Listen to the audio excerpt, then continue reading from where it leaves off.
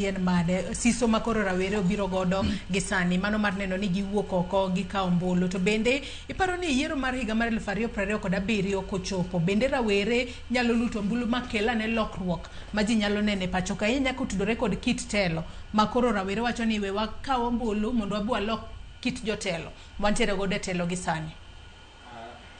Pacha ni campaign mora nyaka bed kod tagline. Koro hype mi wacho endo.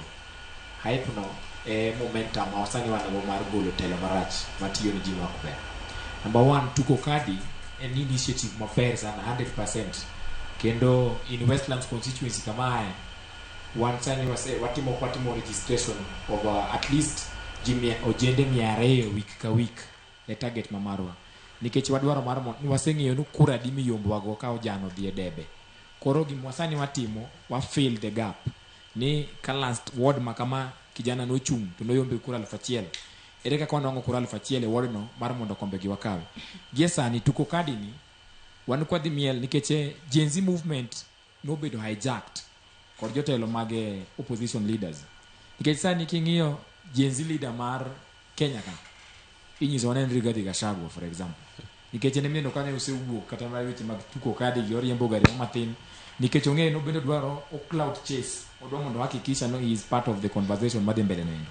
Gima wadwaro maduong' initiative en gima ber. For example, anani kweth mar ODM mantie kod party leader mar Oburu Odinga kod akina Gladys Wanga.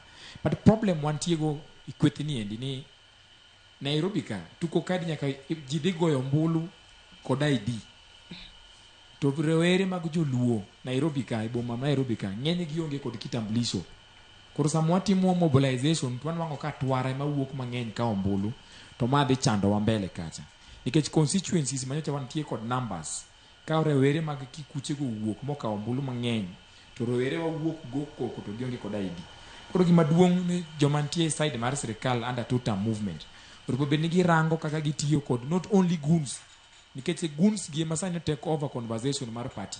Non ka kijana teka giwuok to pang gi pikipiki jadek gidhigo koko timi gi pesa gi t-shirt to gipongo kanyo, lakini at the end of the day the conversation madhi mbele e mbui kod conversation madhi mbele ground ok gi take shape, ok gi take part nikech ok gin joma kod paro maber manyalo riwre kod rowere wetegi e gwenge kuchocho. Koro gima wadwaro mondo watim tuko kadi mokwongo wadwaro mondo jotelo mag joluo ohakikisha ni weche mag kao kitambulisho cha odwok Nairobi ka. Nikech vijana tieko form 4 dala moko tieko class 8 to gibiro Nairobi goyo kibarua ka gionge kitambulisho.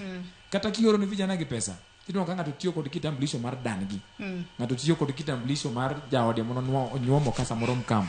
Koro wadwaro ni joluo gi okaw ID mar mondo wachin tuko kadi.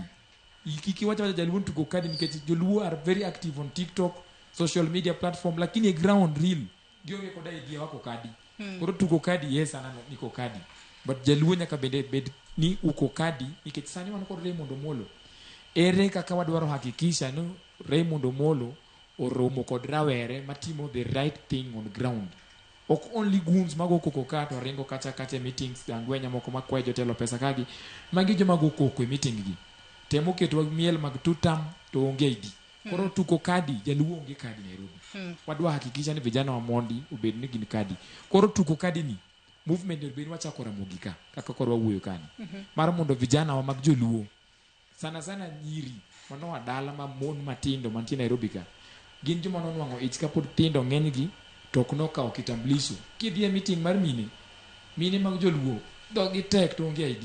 Koro wadwa mondo hakikisha ni jowa ma mine matindo gi nikech pod gin Gen Z shide mogo ng'ato mathin kama ng'ato jahigni 25 kama, lakini samoro shide go ng'ato chalo jahigni 38 lakini otin wadwa mondo bed kadi. Yiena mar mondo mi arwaka ne Beatrice to Beatrice ka rwaki to akintere kaka jaked ne rawe